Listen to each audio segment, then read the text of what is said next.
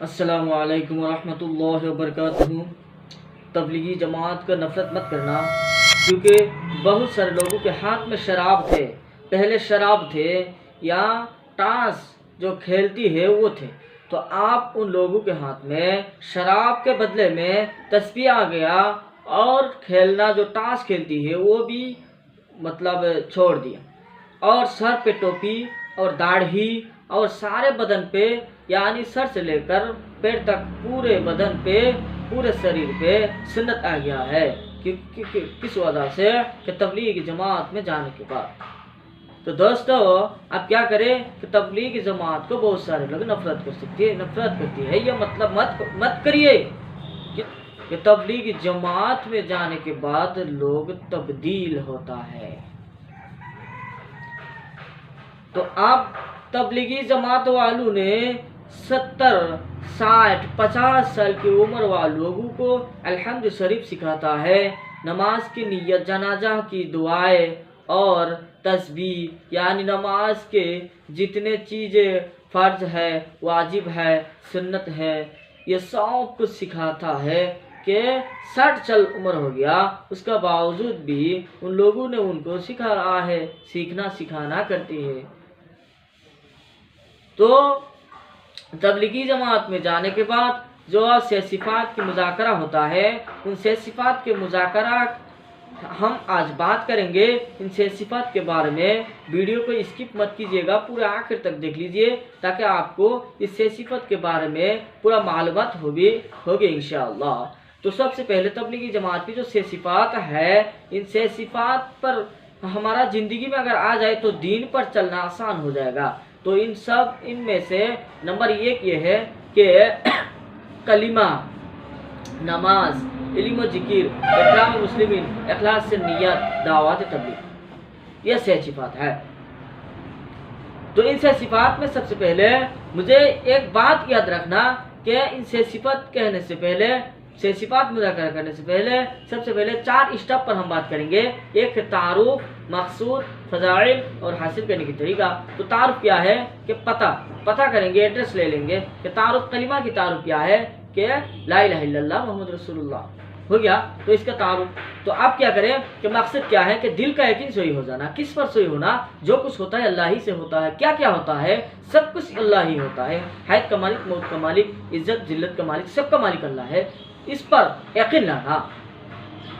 تو دل کا یقین، تبلیغ لا الہ الا اللہ محمد رسول اللہ کا جو مقصود ہے کہ دل کا یقین صحیح کرنا، تو کن پر؟ یہ سب پر صحیح ہو جائے، جیسا کہ عزت اور ذلت کا مالک اللہ ہے۔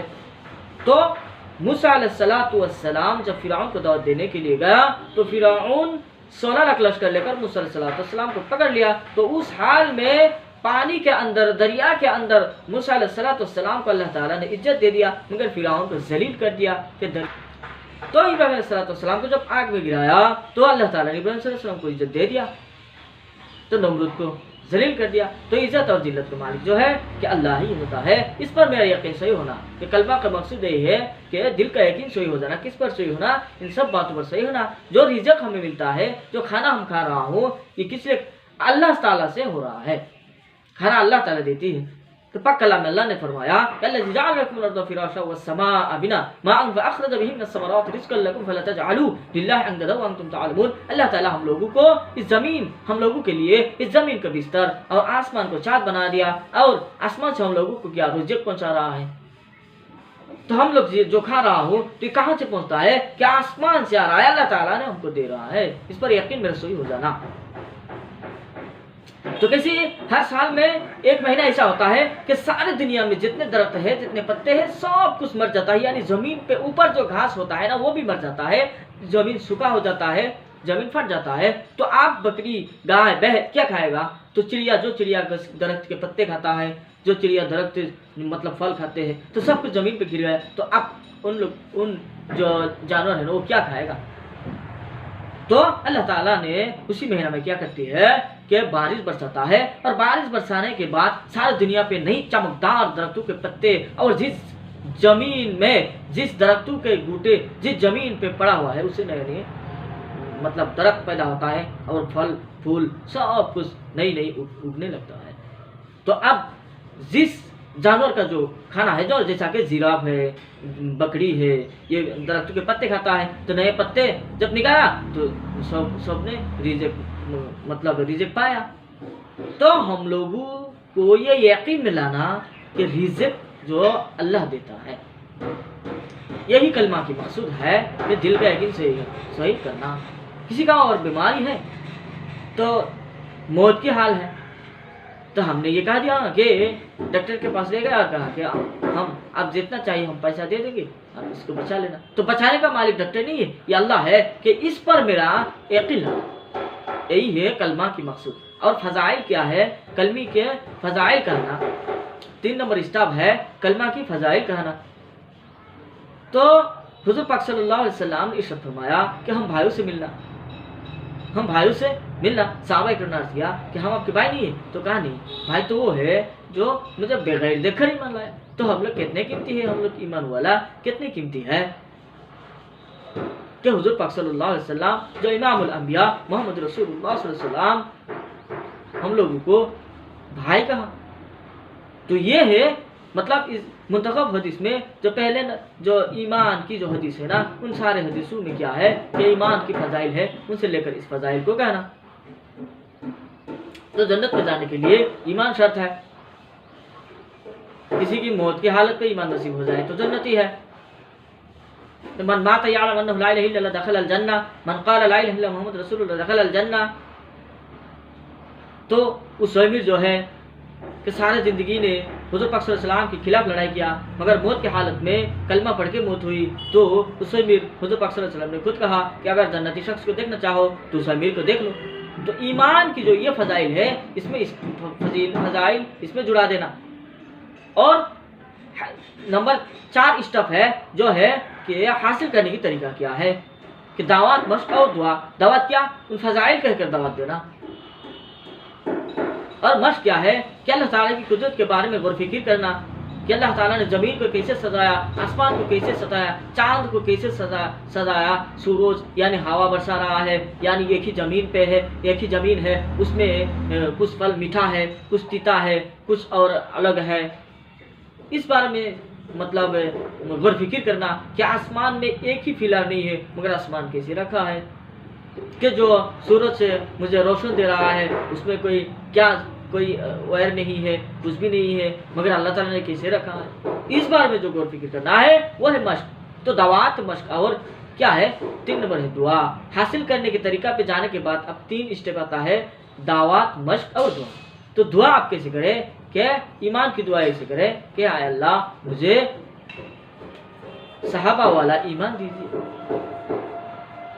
जिस ईमान मुझे जन्नत पे ले जाए वो ईमान मुझे दीजिए।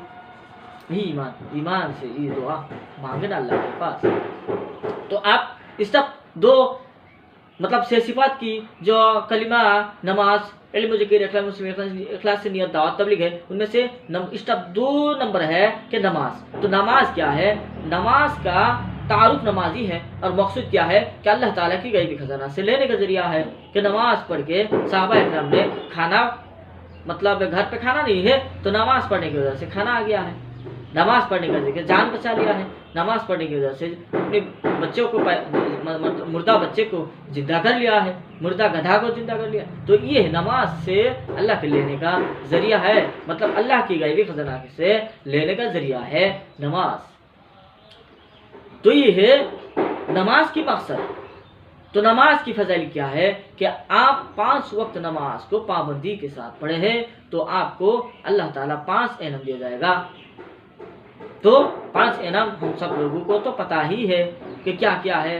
तो नमाज हुज़ूर पाक सल्लल्लाहु अलैहि वसल्लम की आंखों की ठंडक है, नमाज जन्नत की कुंजी है। नमाज मतलब अगर नमाज हम नहीं पढ़े तो जन्नत की दरजा हम कैसे खोलेंगे? तो ये नमाज अब हुज़ूर पाक सल्लल्लाहु अलैहि वसल्लम मौत की हालत में ये कह दिया कि नमाज नमाज नमाज। तो यही है नमाज की फजाइल। तो जब अब मुंतखब हदीस की 6 सिफात जो मतलब ईमान की बात नमाज है, उन नमाज के हदीस जब पढ़ेंगे ना तो उसमें बहुत सारे फजाइल मिल जाएगा। तो उन फजाइल को इसमें हम जुड़ा सकती है। تو تعارف مقصد اور فضائل گیا. تو اب کیا ہے حاصل کرنے کا طریقہ کیا ہے کہ دعوت مشق اور دعا. حاصل کرنے کے طریقہ پہ آنے کے بعد تین چیز کو یاد رکھنا, دعوت مشق اور دعا. دعوت ہم کیسے کیا کس سے دے کہ نماز سے دے. کیسے دعوت دینا کہ بھائی دیکھو اگر ہم وضو کر کے مسجد پہ چلے نماز پڑھنے کے لیے تو گھر پہ واپس آنے تک بھی اللہ تعالیٰ مجھے ثواب اجر دیتی ہے. تو یہی ہے, اسے لوگوں کو دعوت دینا فضل کہہ کر. اور مشق کیا کرے کہ وضو سے لے کر مطلب وضو سے لے کر سلام پھرانے تک جتنے چیز ہے اس میں سب کچھ مجھے صحیح ہو رہا ہے کیا نہیں ہو رہا ہے کہ اس کو مجھے مطلب مشق کرنا ہے اس کے بارے میں. جیسا کہ تشہد, التحیات, تسبیح, اس بارے میں مجھے کیا کرنا ہے تو مطلب مشق کرنا. اور دعا کہ صحابہ والا نماز مجھے پڑھنے کی توفیق دیجیے, حقیقی نماز پڑھنے کی توفیق مجھے دیجیے, مجھے میرے نماز قبول فرمائیے. یہ دعا اللہ سے کرنا. اور علم و ذکر جو ہے سب سے پہلے چار اسٹیپ سے بات کرنا کہ تعارف. علم کا تعارف جو علم ہی ہے تو مقصود کیا ہے کہ تحقیقات کا جذبہ پیدا کرنا. کیا تحقیقات کا جذبہ کہ گھر پہ میں نے آج کیا لایا نہیں, گھر پہ اس میں مچھلی نہیں لایا یا گوشت نہیں لایا, مگر مجھے کھانے کے لیے مچھلی ملا یا گوشت ملا. تو آپ کیا کریں اس بارے میں جائزہ لینا کہ یہ گوشت کہاں سے ملی ہے. یہی ہے علم, اس کو تحقیق کہتی ہے. تو علم کا مقصد ہے تحقیق. اور علم کے فضائل کیا ہے کہ دوستو اور کسی نے قرآن مجید کی ایک آیت بھی سیکھے تو 100 رکعت کی نماز کی ثواب ہے. اور کسی نے ایک ہی مسئلہ سیکھ لیا تو 1000 رکعت کی نماز پڑھنے سے بھی بہتر. اور آیت سیکھ لیا تو 100 رکعت سے بہتر. تو یہ کہنا کہ کسی نے ہمارا علم سیکھنے کے لیے گھر سے باہر نکلے تو جتنے دن سفر کرے گا نا تو فرشتے اس کے پیر کے نیچے مطلب نور کی پکھا بچھا دیں گے. علم سیکھنے کے لیے گیا اگر موت ہو گیا تو کیا ہے کہ شہیدی کا درجہ ہے. اور کہا کہ موت العالم موت العالم, العلماء ورثۃ الانبیاء. انبیاء عالم انبیاء کی وارث ہے.